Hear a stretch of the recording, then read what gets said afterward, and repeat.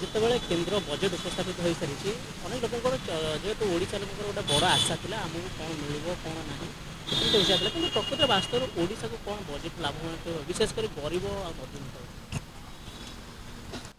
बेले बेले कौन हुए केंद्र सरकार जो बजेट उपस्थापन करती सारा भारत वर्ष उपस्थापन करती आमे जमती ओडिशा रे थाकी पचारुचे आमर तो डबल इंजिन आमे कौन पाइले आज्ञा गुजरात रे पचारुथिबे कि नहीं यूपी रे पचारुथिबे कि नहीं महाराष्ट्र रे पचारुथिबे कि नहीं भारत वर्षर अधिकांश राज्य रे जेते बेले एनडीए रे शासन चली सबुठी डबल इंजिन लगी तेमे ओडिशा रे जोटा को माने तेमे खाली डबल इंजिन लगी भावुच कि तेणु किसी लोक यही चर्चा करा पाइबे केमिति जेतेबेले आपणकर जनसंख्या अनुसार आपणकर राजस्वटी बंटा जाए गंजाम जिला जेतिकी पाउची कंधमाल सेतिकी पाउची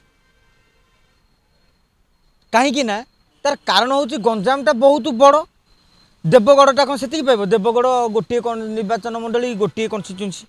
गोटे जिला तेणु देवगढ़ जिला कम आम कह देवगढ़ जिला पाइला कौन से प्रश्न किसी ना जनसंख्या अनुसार गोटे दि जाए एक आप स्वीकार करेंगे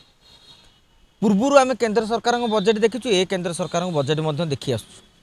कांग्रेस सरकार अपेक्षा मोदी सरकार ओडिशा पर फोकस कर कहीं एवं ओडिशा राजनीति को फोकस कर कांग्रेस संफलन देखिए ये इलेक्शन सरीगला आप राहुल गांधी सोनिया गांधी प्रियंका गांधी एमनकर माराथन प्रचार देखा पाइले किंतु मोदी अमित शाह जेपी नड्डा जी प्रचार करें कहीं ओडिशा राजनीति पर फोकस कर माने तुमको से किसी दबा पड़े ये लॉजिकल ए लॉजिकल पॉलिटिक्स को आप अनुधान करूँ ओडिशा को किसी देले लोकों को मन मोहिले से माने भोट देवे जितेबले ये भोट प्रचार गांधी परिवार 3 जन जाक आसीपारना खाड़िके केतले खाली गोटे नाम को मात्र आसिक जाऊँगी से माने गुरुत्व ही दौन मोदी निजे कौन कहले 30 थर आसी स्वाधीनता पर एमती कहीं आसी नथिबे तेणु जो प्रधानमंत्री 30 जन थर आसुँच निश्चित भाव में 30 थर तो मुंडे चिंता कर ओडिशा ओडिशा ओडिशा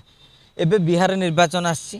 तेणु बिहार उपर फोकस रखा स्वाभाविक गत थर आंध्र को देते एथर आंध्र को तो सेमती किसी देना ताले चंद्रबाबू नायडू को लोक पचारुथिबे लोकों काम है एमती पचारि चलिए केंद्र सरकार तांको बजेट टी करछंदी जे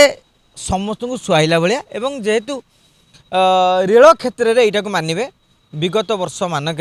विशेषकर रेलमंत्री अश्विनी वैष्णव दायित्व नापर ओडिशा रे रेल विकास पाई बहुत टंकार व्यवहार कराउछि आपण रेलर डेभलपमेंटा लक्ष्य करते यहाँ अस्वीकार कर आउ बाकी जैतक जिनस गतानुगतिक धारे नवीन पट्टनायक थे भी ओडिशा को ए वर्ष से मिली था।